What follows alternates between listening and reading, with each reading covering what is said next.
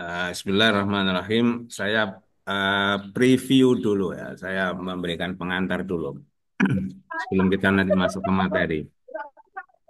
Jadi eh, Bapak Ibu nanti mungkin akan menemukan ya, menemukan banyak hal-hal yang mungkin selama ini tidak ditemui. Eh, Misalnya Bapak Ibu kan pasti akan mengikuti pembelajaran dengan banyak dosen, ya, dengan berbagai macam karakter, dengan berbagai macam apa ya, hal-hal positif, ya mungkin mesti ada negatifnya ya, setiap orang. Nah, itu Bapak Ibu tidak perlu apa ya, bingung, tidak perlu kaget gitu ya. Mungkin ada eh, satu orang yang mengatakan ini begini, kemudian kemudian ketika ganti dosen nanti mengatakan ini begini. Itu Bapak Ibu tidak usah bingung ya, tidak usah kemudian apa eh, mempertentangkan ataupun apa itu. Bapak Ibu bebas punya pendapat sendiri ya. Yang penting pendapat Bapak Ibu itu berdasar, ya, punya landasan. Misalnya menurut eh, dosen A misalnya ya, atau mungkin nanti dengan guru pamong A itu harusnya begini. Kemudian ketika ketemu dengan dosen B, guru pamong B, ini tidak bisa, harusnya mengarahkannya seperti ini lah. Mungkin itu kan seandainya menemukan hal-hal yang sepertinya bertentangan, Bapak Ibu tidak usah kaget, tidak usah apa, bingung gitu ya. Itu harus memperkaya Bapak Ibu. Ya, ya mungkin itu ini kok sepertinya bertentangan, bertolak belakang. Yang penting Bapak Ibu itu bisa mendapatkan alasan, ya dasar argumentasi dari masing-masing. Jadi tidak perlu apa, tidak perlu itu tadi mempertentangkan atau berapa. Bapak Ibu itu bebas. Ini kalau menurut saya, ya, kalau bagi saya, mungkin bagi dosen yang lain mungkin berbeda ya mungkin ya. Tapi saya mengarahkan, menginformasikan seperti itu. Ya. Yang kedua, eh, ini kan Bapak Ibu masih awal ya, baru pertemuan modul keempat kan gitu ya. Nah, ada banyak tugas nanti terutama ketika lokakarya itu ya tugasnya itu begitu berurutan ya. Nah, itu nanti pasti akan banyak menyita waktu Bapak Ibu ya. Nah, mau tidak mau itu tentu harus Bapak Ibu membagi waktu. Tidak bisa kemudian mungkin seperti sekarang terus gitu ya. Bapak Ibu masih banyak aktif. Itu nanti pasti ada hal-hal yang Bapak Ibu perlu kurangi atau perlu bagi pekerjaan itu kepada terserah kepada saudara, kepada kerabat, kepada kawan atau kepada mungkin asisten gitu ya. Karena mau tidak mau nanti Bapak Ibu pasti akan tercurah waktunya dan tenaga itu untuk PPG ini, terutama nanti pada saat lokakarya. Apa misalnya Bapak Ibu nanti diminta untuk bikin PTK. Ya. Bapak Ibu nanti harus bikin video. Bapak Ibu kalau mengajar tuh harus direkam, diedit jadi video. Bapak Ibu harus membuat Canva, membuat Google Form, ya, macam-macam. Nah, atau mungkin Bapak Ibu sudah dapat info ini ya dari LPTK lah. Saya apa menginformasikan dari awal supaya Bapak Ibu mengantisipasi gitu ya. Karena ada tugas-tugas yang sebenarnya tidak bisa instan ya. Kayak misalnya PTK itu PTK tidak bisa langsung bikin proposal dalam waktu 1 minggu atau malah 2 3 hari tidak bisa. Padahal waktunya itu sebentar ya. Tuh. Ngedit video juga bikin waktu, perlu waktu gitu ya. Nah, itu mungkin bisa dipersiapkan mulai sekarang. Bapak Ibu bisa tanya-tanya ke kakak kelasnya, itu nanti tugasnya itu apa saja misalnya. Nah, itu bisa dipersiapkan mulai sekarang ya. Nah, Termasuk adalah bagaimana Bapak Ibu bisa konsentrasi mulai sekarang dan mengerjakan tugas-tugasnya itu minimal, minimal ya, minimal sesuai perintah, instruksi. Contoh nih, contoh ya. Misalnya Bapak Ibu diminta bikin peta konsep, ya bikin peta konsep. Jangan bikin uh, resume biasa gitu ya. Di analisa bahan ajar misalnya diminta untuk membuat kontekstualisasi. Bapak Ibu bikin ya. Sebisa Bapak Ibu ya. Bikin refleksi, dibikin seperti itu perintahnya itu ya. Nah, ini semuanya itu melatih gitu ya, melatih kita semua untuk bagaimana membuat peningkatan-peningkatan gitu ya. Nah, jadi jangan diambil pokok-pokoknya kan gitu ya. Pokoknya selesai, pokoknya ngerjakan, pokoknya upload, pokoknya itu ya. Ya bagus ya pokoknya kan, tapi kan pokoknya asal kan nggak bagus ya. Itu. Nah itu. Jadi saya lihat ada pekerjaan Bapak Ibu itu ada yang pokoknya ditulis gitu ya, pokoknya dikerjakan. Ya, enggak apa-apa. Pertama-pertama gini kan enggak apa-apa ya. Tapi nanti Bapak Ibu itu dituntut bagaimana bisa sesuai dengan instruksi agar yang diatur, ditata oleh LPTK, oleh PANAS itu memang bisa meningkatkan kapasitas kita semua, kapasitas Bapak Ibu semua gitu ya. Ini kan jarang-jarang Bapak Ibu ini masih gratis kan ya? Nggak bayar kan ini. Coba nanti kalau PP gitu bayar. Di dosen tuh bayar sekarang Bapak Ibu. Dosen tuh sekarang bayar. Tahun lalu nggak bayar. Tahun lalu itu diklatnya itu dari LPDP. Ya. Tahun ini tuh mereka bayar sekitar 2 juta berapa. Nah Bapak Ibu ini kan nggak bayar ya. Terus nggak bayar, cek sambat aja. Diminta gini, diminta gitu. Ya. Jadi ini harus apapun yang mungkin menjadi hal yang agak baru, yang agak berat, yaitu insya Allah ini menjadi salah satu cara agar ya kita semua bisa meningkat gitu ya. Nah, ini preview saya terhadap tugas Bapak Ibu yang sudah saya lihat ya. Jadi pertama Bapak Ibu jangan kaget kalau misalnya ada banyak pendapat dari dosen A, dosen B, dari guru pamong A, nggak usah kaget. Bapak Ibu nggak usah menentangkan. Yang penting Bapak Ibu ambil mungkin dosen A, dosen B itu pendapat begini, oh dasarnya begini. Bapak Ibu tidak harus menyetujui, yang penting Bapak Ibu punya alasan dasar gitu ya. Nah, yang kedua Bapak Ibu perlu mempersiapkan waktu ya, pikiran, tenaga yang lebih fokus sehingga nantinya bisa benar-benar meningkat ya kapasitasnya gitu ya. Oke, ini preview. Sekarang kita masuk ke review tugas Bapak Ibu ya. Saya tidak akan membahas tentang materi ya. Bapak Ibu nanti silakan tanya materi, tidak apa-apa ya.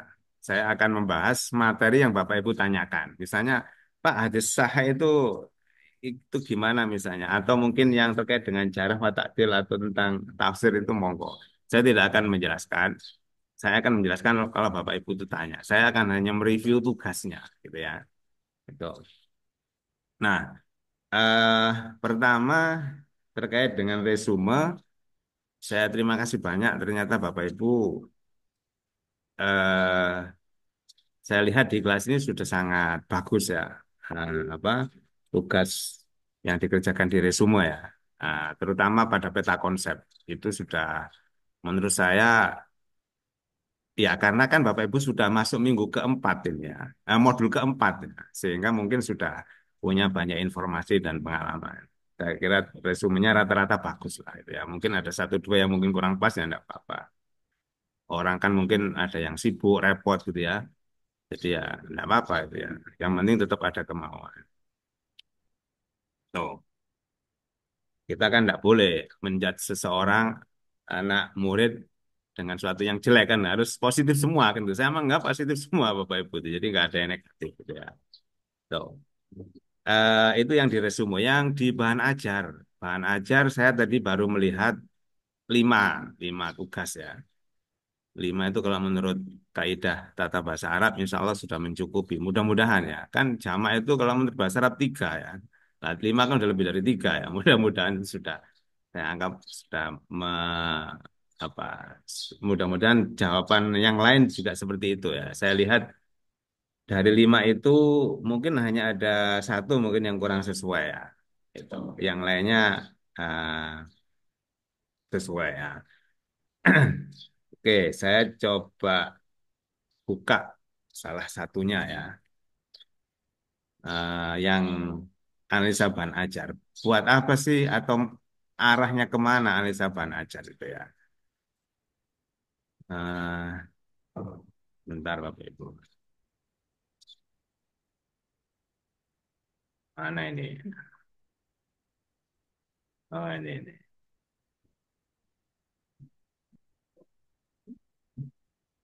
Analisa bahan ajar. Oke,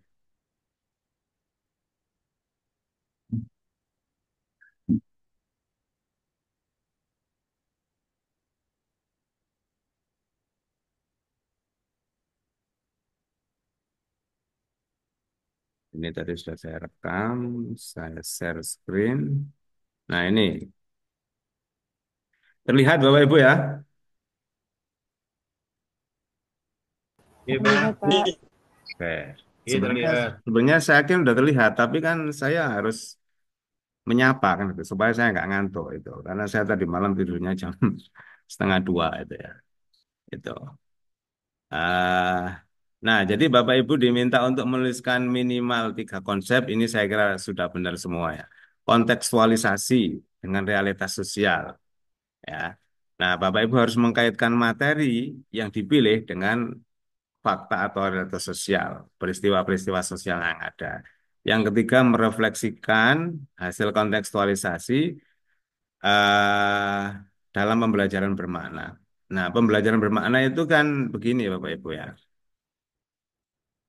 Misalnya kita itu mengajarkan tentang eh, sholat berjamaah. Itu tidak hanya, Bapak Ibu ya, kita tidak hanya mengajarkan tata cara, tetapi bagaimana anak itu terdorong untuk melaksanakan berjamaah tanpa diperintah, gitu loh. Ya, Bapak Ibu mengajarkan sedekah misalnya. Mereka tahu hukumnya sedekah apa, kemana harus sedekah. Tetapi bagaimana menjadikan anak itu gemar, ikhlas bersedekah, gitu. Ya. Nah, jadi ini arahnya begitu. Kita kan ada yang disebut dengan transfer of knowledge, ada transfer of value. Kita mengajarkan pengetahuan itu yang sudah kita lakukan selama ini, Bapak Ibu mengajarkan tentang apa berwudu, ya tata caranya. Cuman bagaimana agar nilai-nilai yang ada dalam substansinya berwudu itu dapat apa? Bersih, suci. Nah, kan gitu. Jadi anak-anak itu tidak hanya tahu bagaimana tata cara berwudu, tetapi nilai-nilai dalam berwudu yaitu bagaimana hidup bersih, bagaimana kemurnian ya, kebersihan hati, ya, lidah, ya, kemudian tangan. Lah kan itu yang harus di, ditransfer ya, diajarkan. Tidak hanya bagaimana cara kita mengajarkan wudu itu, ya. Apalagi Bapak Ibu ini kan di pendidikan dasar ya. Pendidikan dasar itu yang akan memberikan dasar anak-anak kita ya. Fa'abahu yuhawwidanihi aw yunassiranihi. Ya, anak-anak kita nanti jelek bagusnya itu tergantung Bapak Ibu. Orang anak saya itu lebih nurut gurunya daripada ibunya kalau di rumah itu. Ya, iya kan? Kadang-kadang kita beritahu itu mereka bilang loh kata Bu Guru begini, kata Pak Guru begini. Nah, mereka ini memang menjadikan Bapak Ibu sebagai role model, sebagai panutan. Ya. Nah, ini maksudnya itu, ya, pembelajaran bermakna, ya. Nah, ini saya kira kita harus merubah apa mindset kita ya. Nah, kembali ke yang tugas tadi itu Bapak Ibu, saya ambil contoh misalnya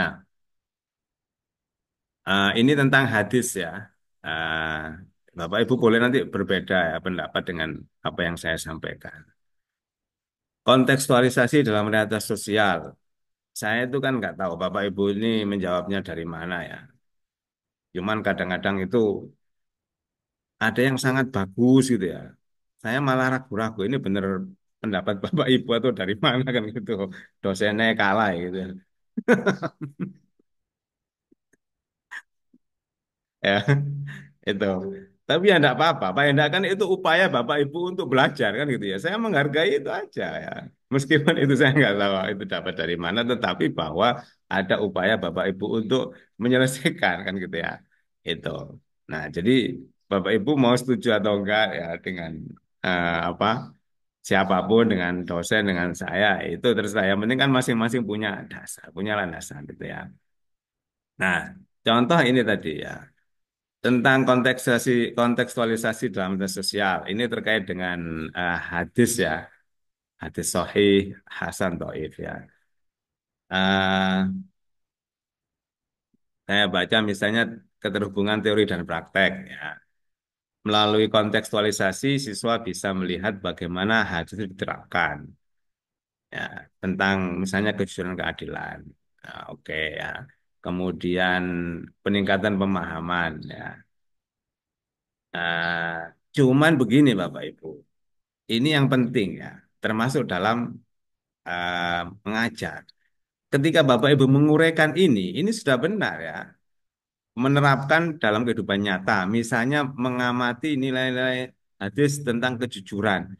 Lah ini tidak bisa hanya sampai di sini. Bapak Ibu kasih contoh. Coba itu kita lihat ya di luar ini benar apa enggak ya. Kita saksikan para anggota dewan misalnya, para pejabat yang tidak jujur. Bapak Ibu kasih contoh. Atau mungkin sejarah yang terkait dalam Al-Quran itu. Ya.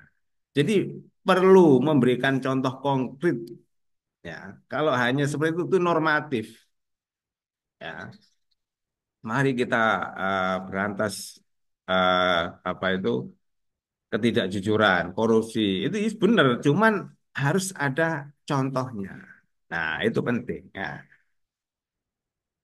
Oke, ya, jadi perlu ada contoh yang konkret, apalagi ini anak-anak ya. Oke, kemudian refleksi dalam pembelajaran bermakna, keterhubungan konteks dan ajaran. Siswa bisa melihat ajaran itu relevan dengan isu-isu sosial, dengan ketidakadilan di masyarakat. Ya, ini tetap sama itu ya. Harus ada contoh gitu ya. Kemudian kesadaran sosial, eh, peka terhadap masalah sosial itu iya, tapi apa kasih contoh gitu, contoh yang konkret, terutama yang ada di kehidupan mereka dengan sehari-hari itu ya. Itu saya mengajar lokakarya itu ada guru ngajar dengan materi anak yatim ya. Apa itu surat yang tentang anak yatim itu apa Bapak Ibu yang di juz 30 itu? Aro'aital ladzi yukadzu biddin. Al-Maun. Surat apa itu ya? Surat Al-Maun, Ustaz. Al-Maun, Pak. Al-Maun. Al-Ma. Betul. Itu bagus gurunya itu. Guru ini bikin materi Al-Maun, bikin PowerPoint, dia kasih gambaran anak yatim itu Upin dan Ipin. Siapa coba anak-anak yang tidak kenal Upin dan Ipin? Bapak Ibu tahu nggak nama bapak ibunya? Ada yang tahu? Nggak ada. Ya, itu bagus sekali itu. Ya, jadi kasih contoh yang memang dekat kan mereka pasti lihat. Ayo, siapa yang pernah lihat Upin dan Ipin film ini? Siapa yang tahu nama ayahnya ibunya kan? Nah, itu contoh masuk gitu loh. Ya, ini jelas mengaitkan dengan kehidupan anak-anak gitu ya. Nah, ini penting. Nah, jadi Bapak Ibu kalau ngajar itu harus memberikan mengkaitkan dengan fakta-fakta yang ada di dunia nyata anak-anak. Ya, kasih contoh yang konkret ya. Oke, eh, di tugas tadi itu juga saya kasih komentar seperti ini. Ya, Bapak Ibu boleh setuju boleh enggak ya. Nah, ini refleksi ini berarti yang ketiga kan. Dapat juga dalam bentuk praktek pembelajaran. Misalnya mahasiswa diminta mengkaitkan isi hadis dengan fenomena sekitar mereka. Nah, misalnya jadi ini isi hadis. Misalnya hadis tentang value krim doifah, misalnya gitu ya. Value krim jarohu. Anak-anak coba kasih contoh. Hadis itu gimana yang mereka lihat? Atau an-nadzafatu minal iman. Mereka kasih lihat contoh itu di rumah mereka, ya, di sekitar kampung mereka, atau mungkin di kelas mereka, itu loh. Ya, Bapak Ibu kalau ngajarin hadis an-nadzafatu tapi kemudian tidak mengimplementasikan ya, kan sama aja. Itu. Nah, ini contoh. Jadi misalnya coba anak-anak ini ada hadis nanti tugasnya adalah kalian coba cek di rumah bagian mana yang belum mengamalkan an-nadzafatu minal iman. Nah, kan bisa. Oh, dapur. Bar masa ibu gak diringkesi misalnya atau sampai serakan kan gitu. Ya. Nah, ini bisa juga seperti itu Bapak Ibu ya. Ya. Oke. Saya kasih contoh satu lagi ya, tugas. Nah,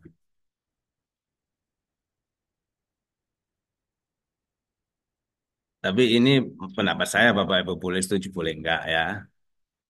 Ini komentar saya mana tadi ya. Nah ini terkait dengan tafsir ya, tafsir. Tapi Bapak Ibu sesuaikan dengan levelnya ya. Ini kan saya contoh aja. Refleksi dapat juga dilakukan dalam konteks pembelajaran seperti mengidentifikasi kitab tafsir tertentu. Ini kan tentang tafsir ya. Nah, bisa juga nanti misalnya seandainya Bapak Ibu ngajar di tingkat SMP gitu ya atau SD yang kelas atas gitu ya.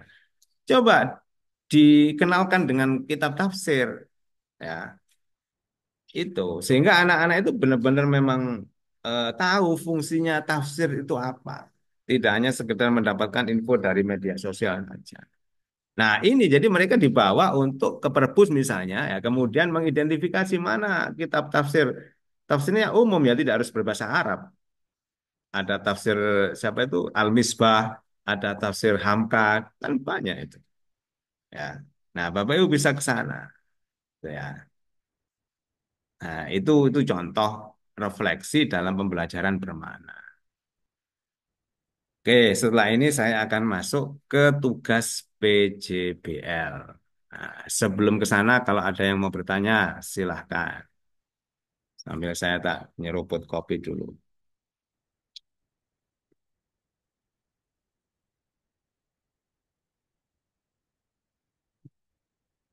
Kalau aman tidak ada ya saya lanjutkan. Ya, ikan sepat, ikan gabus, ya kan?